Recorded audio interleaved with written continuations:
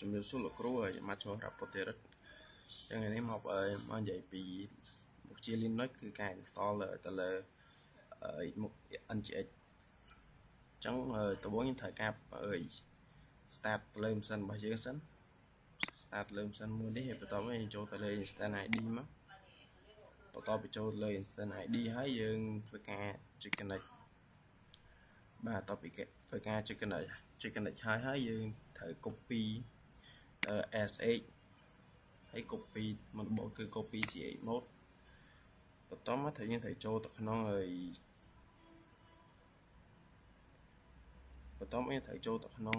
file key pair របស់យើងដើម្បីធ្វើការបិទទៅលើ git bash អញ្ចឹងនេះជា key pair ខ្ញុំហើយយើងបើក git bash មកផា command នេះចូល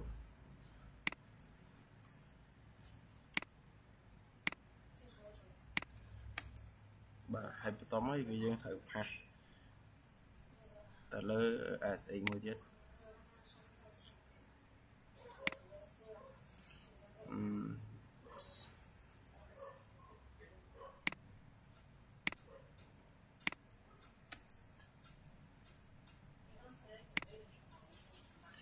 បាទឥឡូវវាធ្វើការconnectចូលអញ្ចឹងជំហានមុនដំបូងគេមកទៅ sudo app update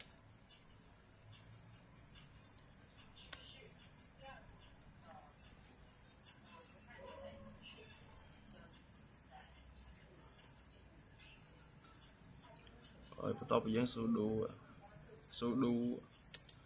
app update យើងត្រូវ sudo app upgrade ម្ដង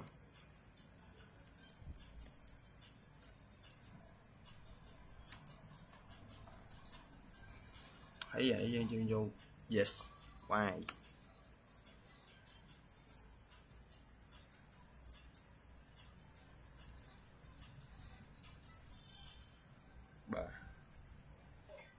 បាទអញ្ចឹងមុនដំបូងយើងត្រូវធ្វើការវាយ command install ទៅលើ ngx.y ngx.y អញ្ចឹងយើងវាយ sudo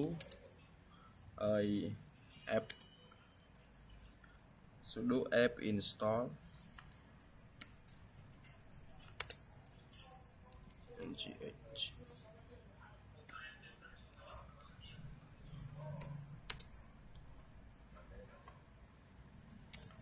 độ hoài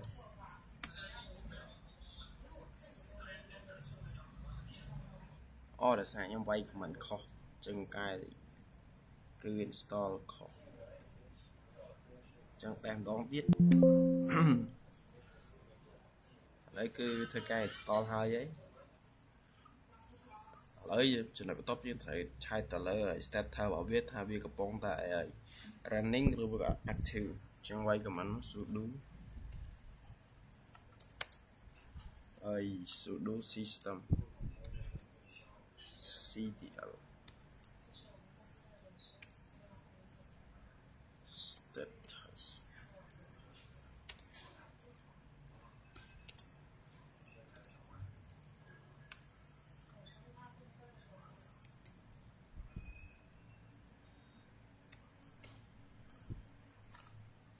bài chứng cứ việc active việc mẹ tha anh chị bởi những cứ của con tạ running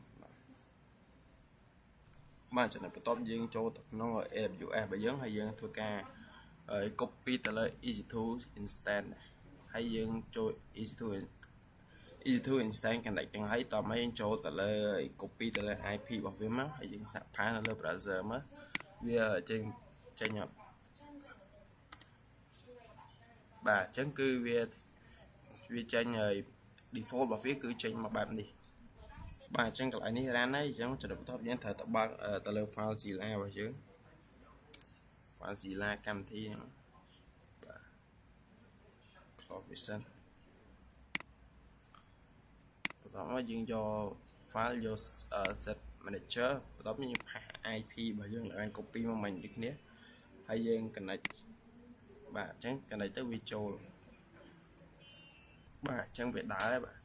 cái lại này set thầu với cứ IP bảo viết tại IP nó vì ở nơi thực thể vì đô là hột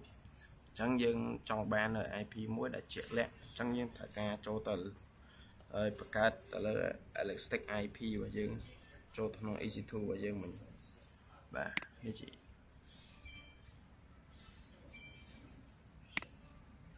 បន្តមកយើងជ្រើសរើសយក elastic IP បាទបន្ទាប់មកយើងយក locate elastic IP address របស់យើងចុចមកតោះមក scroll មកក្រោមហើយរកពាក្យ add new tag បាទបន្ទាប់មកវានឹងឲ្យយើងបញ្ចូល key និង value បាទអញ្ចឹងចំពោះ key ខ្ញុំដាក់ឈ្មោះវាថា static IP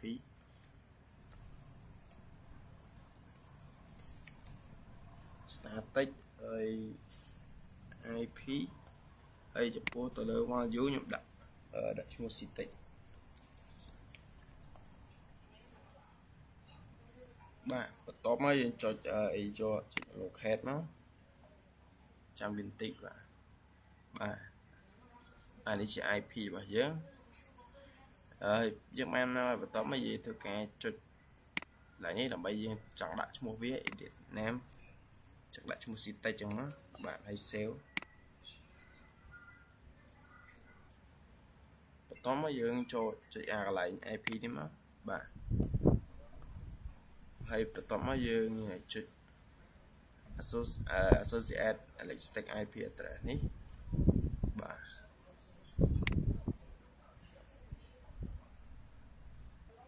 បាទអញ្ចឹងចូលមកដល់កន្លែងនេះវានឹងឲ្យយើង choose ទៅលើ instant បាទអញ្ចឹង choose មកអានេះវាចាប់មកស្រាប់ហើយបន្តមកយើងយក associate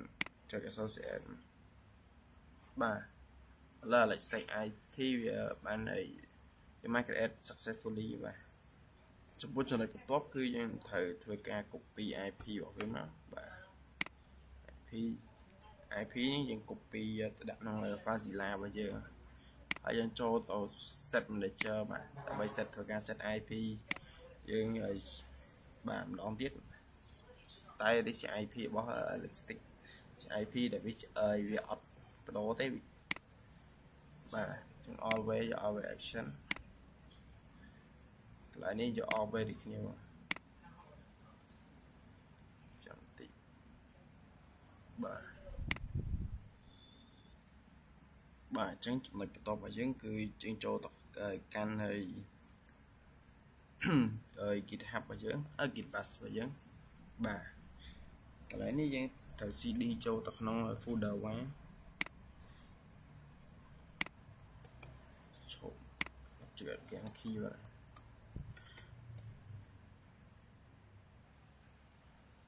ាទមិញដោយសារវាដាច់ហើយមិញដោយសារវាដាច់ SA ចឹងខ្ញុំធ្វើការក្តិចវាសារដើម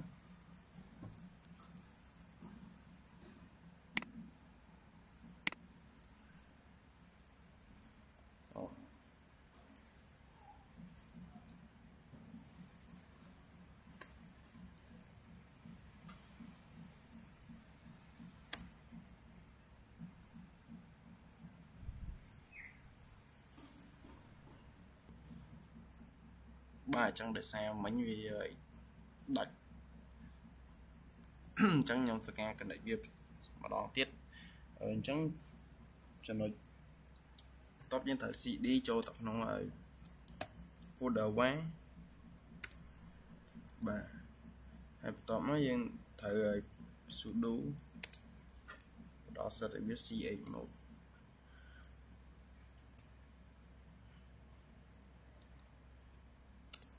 7 ហើយ www ហើយបន្តមក slash ហើយ html បាទចូលមកណាចូលមកហ្នឹងមកដល់ folder html ហ្នឹងមកបាទឥឡូវបន្តមកធ្វើការ ls មកសិន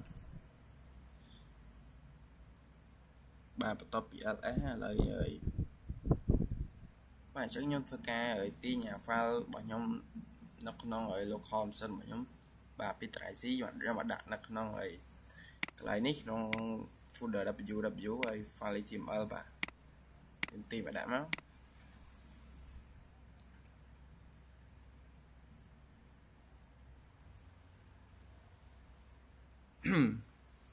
បាទឥឡូវយើង CD ចូលទៅក្នុងអី folder HTML folder www ហើយបន្តមកចូលទៅក្នុង HTML ម្ដងទៀត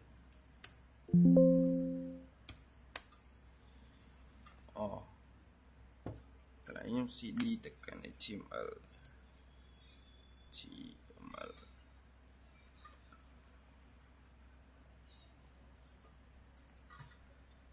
sudo www បាទឥឡូវចូលមកកាន់ folder www ហើយខ្ញុំធ្វើ cd មកកាន់ HTML មួយទៀត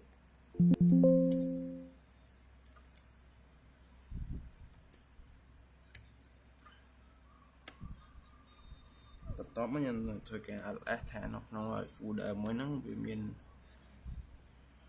file index បាទអញ្ចឹង file index HTML របស់យើងនៅកន្លែងនេះបាទអញ្ចឹងយើងចូលទៅធ្វើការ refresh ទៅលើកន្លែងនេះមកបាទ